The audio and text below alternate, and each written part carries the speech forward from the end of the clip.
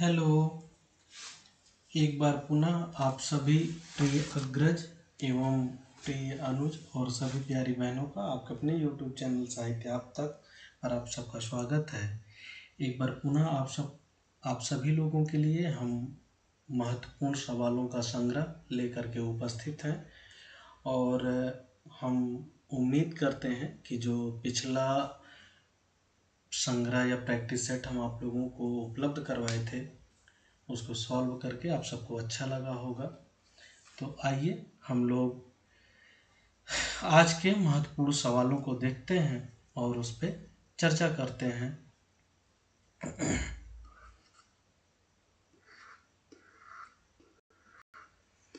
Question number 1 पे हम लोग चर्चा करते हैं। चर्चा को शुरू करने से पहले हम थोड़ा सा इंक ले लेते हैं।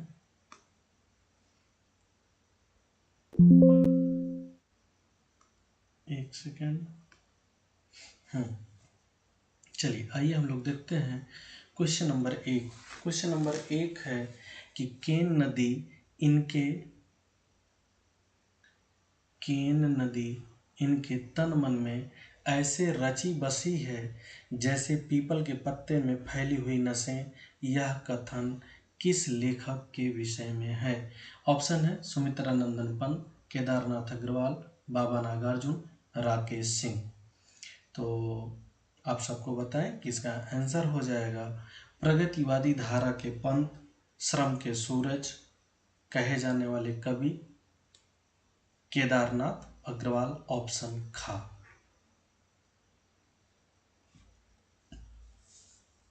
केदारनाथ अग्रवाल का जन्म 1911 में हुआ था, है ना।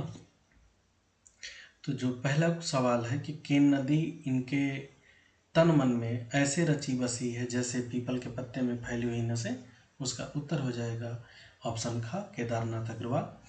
क्वेश्चन नंबर 2 है सुमन राजे किस सप्तक की कवित्री हैं? आपको बताना है कि किस सप्तक की कवित्री हैं। तो ऑप्शन है तार सप्तक, द्वितीय तार सप्तक, तृतीय तार सप्तक और चतुर्थ तार सप्तक। यानी तार सप्तक की कुल संख्या 4 थी और आप सबको बताएं कि चारों तार सप्तक में मिला करके 3 महिला कवित्रियां थी, है ना। दूसरे में थी आपकी शकुंतला माथुर, ठीक है, और तीसरे में थी कीर्ति चौधरी और चौथे तार सप्तक में थी आपकी सुमन राजे। इस प्रकार से ऑप्शन घ आपका सही आंसर हो जाएगा। क्वेश्चन नंबर 3 है शिखर से सागर तक की विधा है। आप सबको बताना है क्वेश्चन नंबर 3 में कि शिखर से सागर तक किस विधा की रचना है। यहाँ पे विधा बताना है। तो इसका केदारनाथ अग्रवाल और इसका ये चतुर्थ तार सप्तक। अब इसका ऑप्शन है शिखर से सागर तक की विधा का कि जीवनी है, संस्मरण है, ये रेखा चित्र है या निबंध है। तो आप सबको बताएं कि शिखर से सागर तक राम कमल राय द्वारा अज्ञेय जी की लिखी हुई जीवनी है, अर्थात शिखर से सागर तक की विधा है जीवनी। अब शिखर से सागर तक के अगर लेखक की बात किया जाए तो इसके लेखक हैं राम कमल राय, ठीक है। किसकी जीवनी है? तो ये जीवनी है प्रयोगवादी काव्यधारा के प्रवर्तक अज्ञेय जी की, ठीक है। आइए हम लोग अगले क्वेश्चन को देखते हैं। अगला क्वेश्चन है क्वेश्चन नंबर 4 की क्वेश्चन नंबर 4 आग की हंसी काव्य संग्रह पर रामदरस मिश्र को कौन सा पुरस्कार मिला था? ऑप्शन है भारतीय ज्ञानपीठ पुरस्कार, साहित्य अकादमी पुरस्कार, व्यास सम्मान, इनमें से कोई नहीं। तो आप सबको बताएं कि क्वेश्चन नंबर 4 का जो आंसर होगा वो ऑप्शन खा, साहित्य अकादमी पुरस्कार। रामदरस मिश्र को आग की हंसी काव्य संग्रह पर साहित्य अकादमी पुरस्कार मिला था। आइए अब हम लोग देखते हैं क्वेश्चन नंबर 5। क्वेश्चन नंबर 5 है कि सम्मान प्राप्त होने पर सम्मान के प्रति प्रकट की गई उदासीनता व्यक्ति के महत्व को बढ़ा देती है। यानी आप इस कथन को कुछ ऐसे समझ सकते हैं कि जैसे जब कोई नेता हमारे यहाँ आने वाला होता है तो कभी भी समय से नहीं आता, लेट से आता है, काहे कि अपना महत्व बढ़ाने के लिए। तो यहाँ पे कुछ उसी तरीके की बातें कही जा रही हैं कि सम्मान प्राप्त होने पर सम्मान के प्रति प्रकट की गई उदासीनता व्यक्ति के महत्व को बढ़ा देती है। तुम्हें प्रसन्न होना चाहिए कि तुम्हारा भाग्ने लोक नीति में निपुण है, निष्णात है। आषाढ़ का एक दिन नाटक से यह कथन किसका है? आप सबको बताएं कि यहाँ से देखिए एक सवाल तो ये बन जाता है कि यह कथन किस नाटक का है। तो यह कथन आषाढ़ का एक दिन नाटक से है। ठीक है, फिर आषाढ़ का एक दिन नाटक के लेखक कौन है? तो आप सबको पता ही है कि वो मोहन राकेश हैं। ठीक है, मोहन राकेश हैं। अब बताना है कि यह नाटक मतलब यह कथन इस नाटक के किस पात्र का है। ऑप्शन में है मल्लिका, मातुल, निक्षेप, अंबिका। और ये देखिए इन चारों पात्रों को भी आप लोग याद रख सकते हैं क्योंकि ये चारों पात्र इसी नाटक के हैं। ठीक है, इसी नाटक के हैं। तो इन चारों पात्रों को भी पूछ सकता है कि मातुल किस नाटक का पात्र है या निक्षेप किस नाटक का पात्र है, तो आषाढ़ का एक दिन का। अब आपको बताएं कि इसका जो सही आंसर होगा ये कथन है अंबिका का। ठीक है, ये आंसर होगा, ठीक है, अंबिका का ही कथन है। सम्मान प्राप्त होने पर उसके प्रति प्रकट की गई उदासीनता उसके महत्व को क्या करती है? महत्व को बढ़ा देती है व्यक्ति के। ठीक है, आइए क्वेश्चन नंबर 6 हम लोग देखते हैं। क्वेश्चन नंबर 6, ये पूंजीपति और जमींदार खटमलों और मच्छरों की तरह शोषक हैं। शोषक अर्थात शोषण करने वाले। खटमल इसीलिए बहुत से मारवाड़ियों के नाम के साथ मल लगा है ना, जैसे किरोड़ी मल है ना, ऐसे करके बहुत सारे नाम है, किरोड़ी मल और भी वैसे नहीं याद आ रहा है। मैला आंचल से यह कथन किसका है?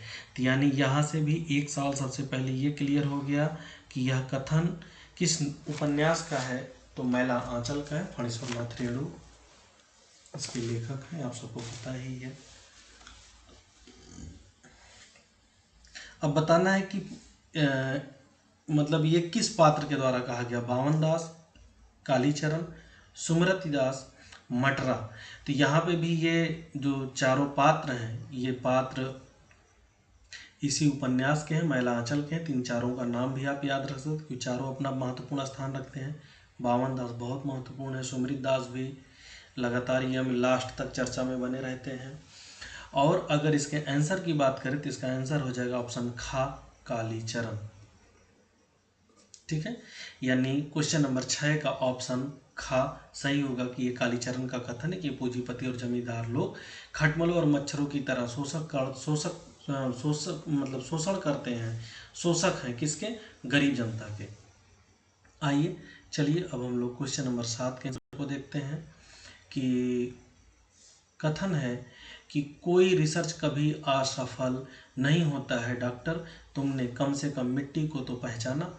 मिट्टी और मनुष्य से मोहब्बत छोटी बात नहीं है। कथन किसका एवं किस उपन्यास से है? तो यहाँ पे उपन्यास तो हम नहीं लिखे, उपन्यास का नाम लिखना भूल गए, अभी आपको बताते हैं। ऑप्शन में है ममता, कमली, आभा रानी, तहसीलदार। संभवतः पात्रों का नाम पढ़ करके आपको समझ में आ गया होगा कि ये किस उपन्यास का कथन है। तो आप सबको बताएं कि यह सवाल भी मैला आंचल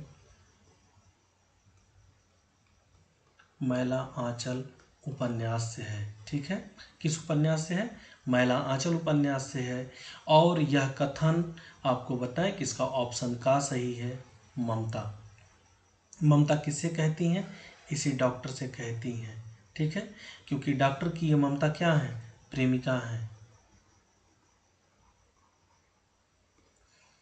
ये डॉक्टर प्रशांत की प्रेमिका रहती हैं और डॉक्टर प्रशांत जब मलेरिया का डॉक्टर बन करके मेरीगंज में आते हैं तो उसके बाद ये पत्राचार के माध्यम से इन दोनों लोगों के बीच में बातें हो रही हैं। यहाँ पे आने के बाद मेरीगंज में ये कमली की मुलाकात होती है डॉक्टर प्रशांत से, और कमली पुत्री रहती है तहसीलदार जिनका नाम रहता है विश्वनाथ।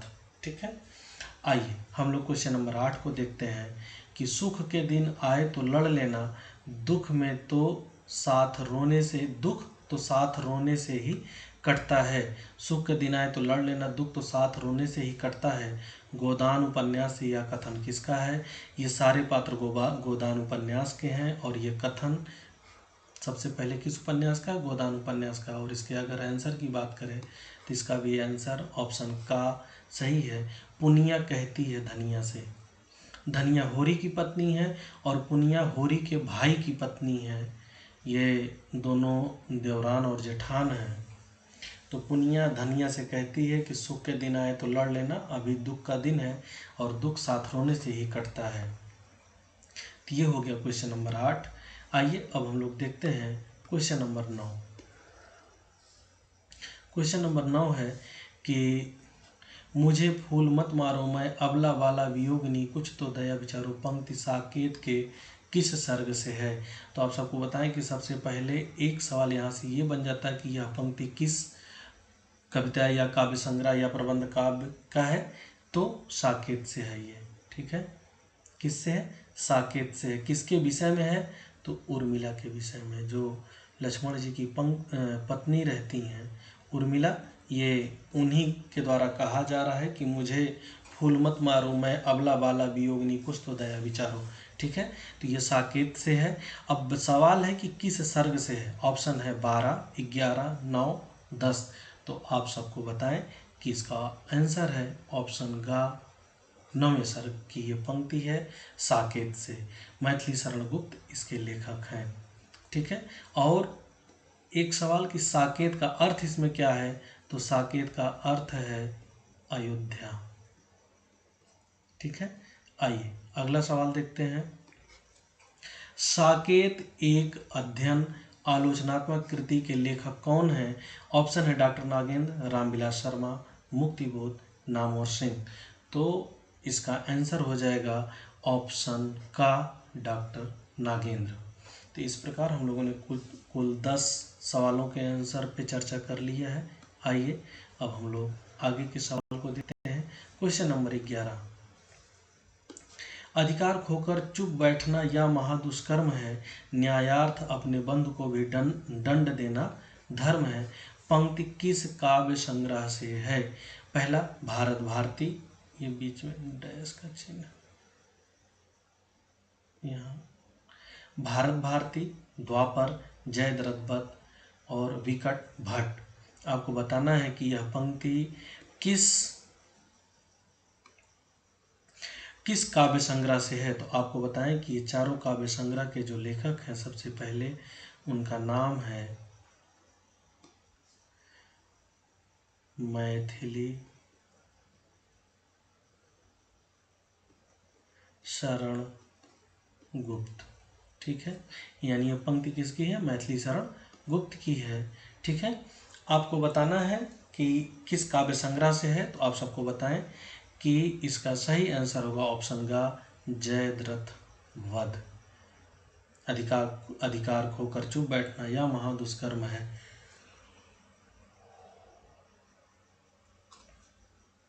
और न्याय के लिए अपने बंधु को भी दंड देना धर्म है। तो क्वेश्चन नंबर 11 का हो जाएगा ऑप्शन गा। ठीक है, आइए हम लोग क्वेश्चन नंबर 12, 13 इस सब पे चर्चा करते हैं। क्वेश्चन नंबर 12, चतुरी चमार कहानी संग्रह के लेखक हैं मुंशी प्रेमचंद, निर्मल वर्मा, कमलेश्वर और निराला। आप सबको बताएं कि चतुरी चमार कहानी संग्रह बहुत ही महत्वपूर्ण रचना है। ये इसके पहले भी एग्जाम में पूछा जा चुका है और इसके जो लेखक हैं वो सूर्यकांत त्रिपाठी निराला जी हैं, अर्थात ऑप्शन घ इसका सही हो जाएगा। Question number 13, very most important, मैं सेनापति का पुत्र हूँ, युद्ध ही मेरी आजीविका है, चंद्रगुप्त नाटक से यह कथन किसका है? तो सबसे पहला सवाल कि यहाँ से कि ये बन सकता है कि यह कथन किस नाटक से है? तो चंद्रगुप्त से है। एक सवाल ये हो गया। दूसरा सवाल जो है कि आपको बताना है कि यह कथन किसका है। ऑप्शन में है Sikandar, Seleucus Nicator, Philips, Chandragupta. आपको बताना है कि इसका सही आंसर क्या होगा।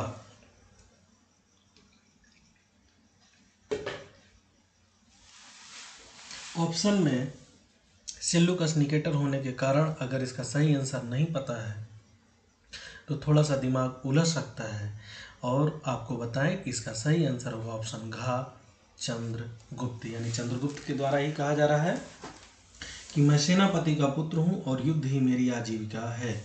ठीक है, आइए क्वेश्चन नंबर 14 को देखते हैं हम लोग। क्वेश्चन नंबर 14 है कि कामायनी को छायावाद का उपनिषद किस लेखक ने कहा है। कामायनी को छायावाद का उपनिषद किस लेखक ने कहा है। ऑप्शन है प्रकाश चंद्र गुप्त, शांति प्रिय द्विवेदी, नेमी चंद्र जैन, मुक्तिबोध। तो आप सबको बताएं इसका जो सही आंसर है, ये भी बहुत ही मोस्ट इम्पॉर्टेंट क्वेश्चन है। आप इसका आंसर और इस सवाल को याद रखिएगा, कई बार परीक्षा में पूछा जा चुका है। इसका सही आंसर होगा ऑप्शन ख, शांति प्रिय द्विवेदी। क्वेश्चन नंबर 15 है कि अधूरे साक्षात्कार आलोचनात्मक पुस्तक के लेखक कौन है। ऑप्शन है नेमी चंद्र जैन, डॉक्टर नागेंद्र, डॉक्टर नामोर सिंह, इनमें से कोई नहीं। आपको बताएं कि क्वेश्चन नंबर 15 का सही आंसर जो होगा ऑप्शन ख, ये है नेमी चंद्र जैन की रचना। आइए आगे के क्वेश्चन को देखते हैं। क्वेश्चन नंबर 16, रस सिद्धांत के लेखक हैं आचार्य शुक्ल, डॉक्टर नागेंद्र, हजारी प्रसाद द्विवेदी, डॉक्टर नामोर सिंह। तो रस सिद्धांत के जो लेखक हैं वो सही ऑप्शन होगा ऑप्शन ख, डॉक्टर नागेंद्र। ठीक है, आइए हम लोग क्वेश्चन नंबर 17 को देखते हैं। क्वेश्चन नंबर 17 में काव्य लक्षण बताना है कि ननु शब्दार्थो काव्यम, काव्य लक्षण किसका है। ऑप्शन है रुद्रट, कुंतक, वामन, क्षेमेंद्र। क्वेश्चन नंबर 17 में ये बताना है काव्य लक्षण किसके द्वारा दिया गया है, तो इसका आंसर हो जाएगा ऑप्शन का, रुद्रट। ठीक है, क्वेश्चन नंबर 18 है कि कविता सबसे पहले क्या है, शब्द है, और अंत में यही बात यही बात रह जाती है कि कविता शब्द है। कथन किसका है। का केदारनाथ सिंह, अगला सुदामा पांडे धूमिल, ऑप्शन ग अज्ञेय, और घा है पंडित राज जगन्नाथ। तो आप सबको बताएं कि इसका आंसर हो जाएगा अज्ञेय। प्रयोगवादी काव्यधारा के जनक सच्चिदानंद हीरानंद वात्स्यायन अज्ञेय। इस कथन मतलब यह कथन इन्हीं के द्वारा कहा गया है। वेरी मोस्ट इम्पॉर्टेंट क्वेश्चन है।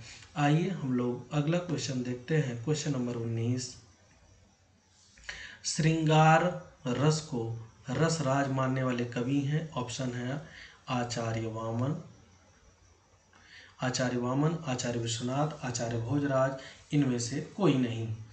तो श्रृंगार रस को रसराज अर्थात रसों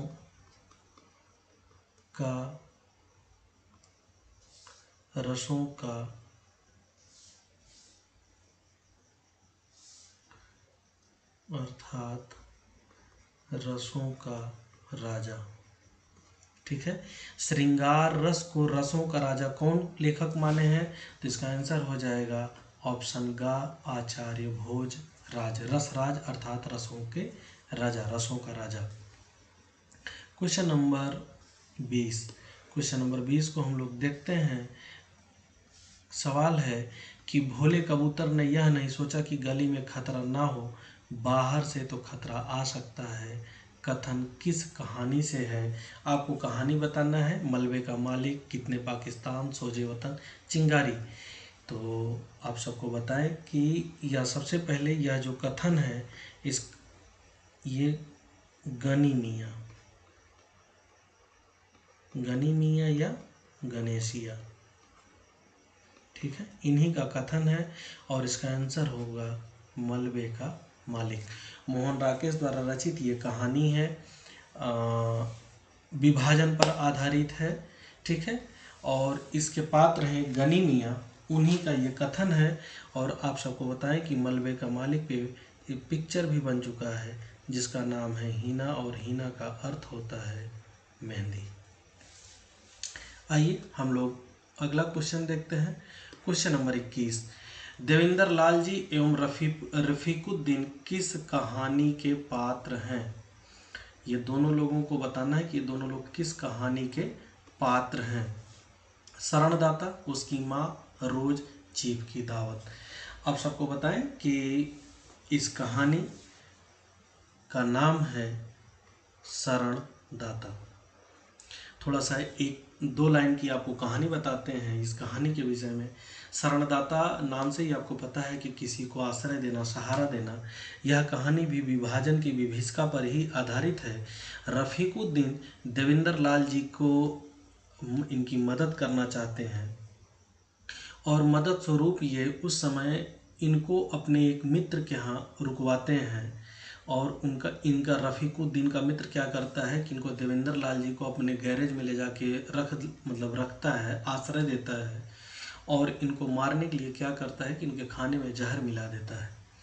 लेकिन उसकी पुत्री जैबुन्निसा उसी खाने की थाली में एक छोटा सा टुकड़ा रख देती है कि आप इस खाने को पहले मत खाइएगा।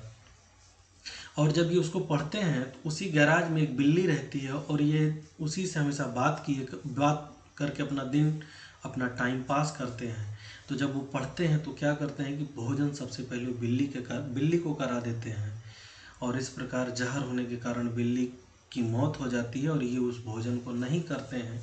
इनके मन में पहले से ही कुछ संदेह हो गया था, इस पर तरीके इनकी जान बचती है। कुछ इसी तरीके की कहानी शरणदाता में बताने की कोशिश किए हैं अज्ञे जी। हाँ, इस कहानी के जो लेखक हैं वो प्रयोगवादी काव्यधारा के जनक सच्चिदानंद हीरानंद वात्स्यायन अज्ञे जी हैं, उन्हीं की कहानी है और ये दोनों लोग इसी कहानी के पात्र हैं। आइए हम लोग देखते हैं क्वेश्चन नंबर 22। क्वेश्चन नंबर 22 है कि दुनिया में खतरा बुरे की ताकत के कारण नहीं, अच्छे की दुर्बलता के कारण है। भलाई की साहसहीनता ही बड़ी बुराई है। घने बादल से रात नहीं, सूरज के निस्तेज हो जाने से होती है। कथन किस कहानी से है? काफ़ी महत्वपूर्ण कथन है और महत्वपूर्ण सवाल भी है। आपको बताना है कि किस कहानी से है। चीफ की दावत, वापसी, परिंदे, शरणदाता, है ना। तो आप सबको बताएं कि यह कथन इसी महत्वपूर्ण कहानी का है, शरणदाता का, कि दुनिया में खतरा बुरे के कारण नहीं है, अच्छाइयों की दुर्बलता के कारण है। आइए हम लोग अगला सवाल देखते हैं। Question number 23। क्वेश्चन नंबर 23 का सवाल है कि चीफ की दावत कहानी किस कहानी संग्रह में संग्रहित है? पहला पाठ, पाली, डायन, भटकती राख। आप सबको पता है कि इस कहानी के जो लेखक हैं उनका नाम है भीष्म साहनी। तो भीष्म साहनी के द्वारा रचित ये कहानी है चीफ की दावत और इसका जो आंसर होगा पहला पाठ। इसी काव्य संग्रह में ये कहानी संग्रहित है। अगला सवाल है क्वेश्चन नंबर 24 कि गजाधर बाबू किस कहानी के पात्र हैं? ऑप्शन है कानों में कंगना, उसने कहा था, वापसी, काला शुक्रवार। उषा प्रियंबदा। उषा प्रियंबदा द्वारा रचित कहानी है वापसी और इसी वापसी कहानी के ये पात्र हैं गजाधर बाबू। काफ़ी महत्वपूर्ण स्थान रखते हैं अपना और इस प्रकार से ऑप्शन गा सही हो जाएगा। आइए क्वेश्चन नंबर 25 देखते हैं। क्वेश्चन नंबर 25 है कि लतिका किस कहानी की नायिका है? परिंदे, जहां लक्ष्मी कैद है, नशा, चीफ की दावत। तो आप सबको बताएं कि निर्मल वर्मा द्वारा रचित कहानी परिंदे है, अर्थात लतिका इसी कहानी की नायिका है। ऑप्शन का सही हो जाएगा।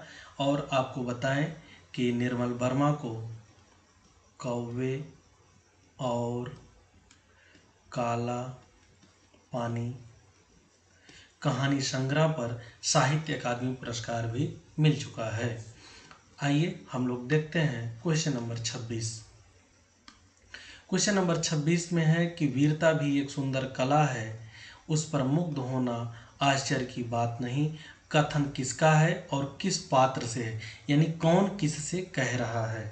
ऑप्शन है चाणक्य चंद्रगुप्त से, सिकंदर चंद्रगुप्त से, पर्वतेश्वर कल्याणी से, चंद्रगुप्त कार्नेलिया से। पात्रों का नाम पढ़ करके आप सबको पता हो गया होगा कि सबसे पहले यह कथन किस नाटक से है, तो चंद्रगुप्त नाटक से, चंद्रगुप्त नाटक से है। और बताएं कि इसका ऑप्शन हो जाएगा ऑप्शन गा पर्वतेश्वर।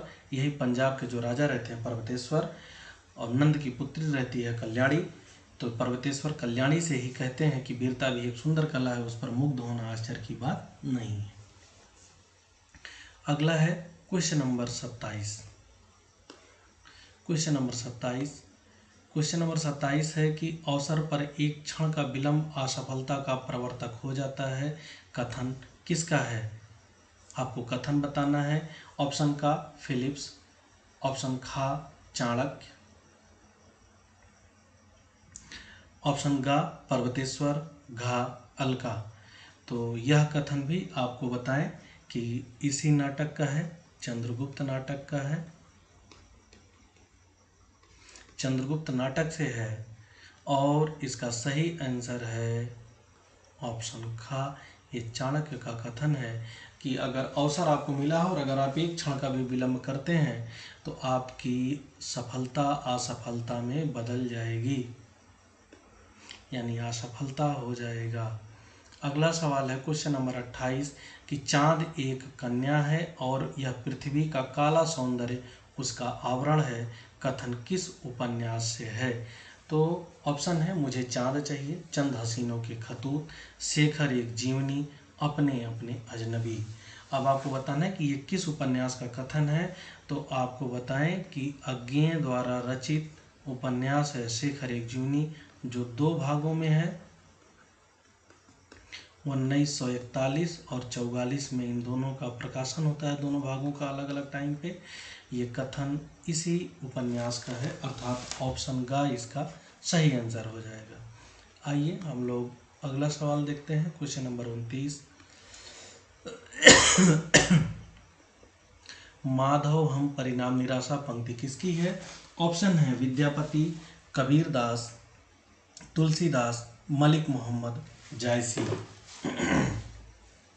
माधव हम परिणाम निराशा ये पंक्ति अगर इसका एग्जैक्ट उत्तर नहीं पता है तो बार बार दिमाग कबीरदास की तरफ भागता है, जबकि इसका सही आंसर होगा ऑप्शन का विद्यापति। आइए हम लोग अगला सवाल देखते हैं क्वेश्चन नंबर 30। भक्ति आंदोलन एक जाति और जनवादी आंदोलन है, विचार किस आलोचक का है। ऑप्शन है रामविलास शर्मा, आचार्य शुक्ल, जॉर्ज ग्रियर्सन, हजारी प्रसाद द्विवेदी। तो आप सबको बताएं कि इसका आंसर हो जाएगा ऑप्शन का रामविलास शर्मा। रामविलास शर्मा का कथन है कि भक्ति आंदोलन एक जातीय और जनवादी आंदोलन है। क्वेश्चन नंबर 31 है कि मैं वे और आप किस विधा की रचना है, कहानी, उपन्यास, नाटक, निबंध। आप सबको बताना है विधा। तो मैं वे और आप सबको बताएं, इसकी विधा है उपन्यास। ठीक है। क्वेश्चन नंबर 32 है कि क्वेश्चन नंबर 32 रफ मेल कहानी संग्रह के लेखक हैं अब्दुल बिस्मिल्लाह, मार्कंडेय, शिव प्रसाद सिंह, मोहन राकेश। तो आपको बताएं कि अब्दुल बिस्मिल्लाह इसके सही आंसर होंगे, यानी ऑप्शन का अब्दुल बिस्मिल्लाह द्वारा रचित कहानी संग्रह है रफ मेल। क्वेश्चन नंबर 33 को हम लोग देखते हैं। क्वेश्चन नंबर 33 है कि सहलेखन में रचित उपन्यास है एक गैलन आंसू, 1 इंच मुस्कान। ऑप्शन गा का खा दोनों, और घा है साह और मात। सहलेखन से तात्पर्य है कि 2 लोग मिल करके उसको एक साथ लिखे हैं। तो उपन्यास के नाम से आप सबको पता चल गया हो कि इसके लेखक हैं राजेंद्र यादव और इनकी पत्नी मन्नू भंडारी। मन्नू भंडारी, दोनों लोगों ने मिल करके सहलेखन किया है। तो आपको बताएं कि इसका आंसर जो होगा ये हो जाएगा ऑप्शन गा का खा दोनों, अर्थात एक गलन आंसू और एक इंच मुस्कान। इन दोनों उपन्यासों को ये लोग सहलेखन अर्थात साथ में लेखन किए हैं, साथ में लिखे हैं। तो इस प्रकार ऑप्शन गा सही हो जाएगा। आइए हम लोग देखते हैं क्वेश्चन नंबर 34। क्वेश्चन नंबर 34 है कि जग का मुजरा निबंध के लेखक हैं। ऑप्शन है यशपाल, रघुवीर सहाय, कृष्ण बिहारी मिश्र, इनमें से कोई नहीं। तो सबसे पहले आप लोग जग का मुजरा का विधा याद रखिएगा, ये निबंध है और इसके जो लेखक हैं ऑप्शन का यशपाल ही है। कौन है? यशपाल हैं, जग का मुजरा निबंध के लेखक। क्वेश्चन नंबर 35 है आवारा भीड़ के खतरे किसकी रचना है? राम वृक्ष बेनीपुरी, हरिशंकर परसाई, अज्ञेय नामवर सिंह।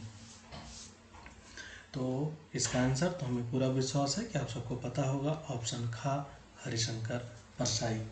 तो इस प्रकार हम लोगों ने आज की प्रैक्टिस सेट में कुल 35 सवालों को हल किया और हम आशा करते हैं कि इस प्रैक्टिस सेट को हल करने के बाद आपको अच्छा लगेगा और कोशिश रहेगी परीक्षा से पहले एक प्रैक्टिस सेट और हम आप सबके लिए लेकर के उपस्थित हों। तो तब तक के लिए आप सबका बहुत बहुत धन्यवाद। अगर ये सवाल आपको अच्छे लगे होंगे सॉल्व करके तो कमेंट करके ज़रूर बताइएगा। मिलते हैं फिर अगले प्रैक्टिस सेट में, तब तक के लिए आप सबका बहुत बहुत धन्यवाद।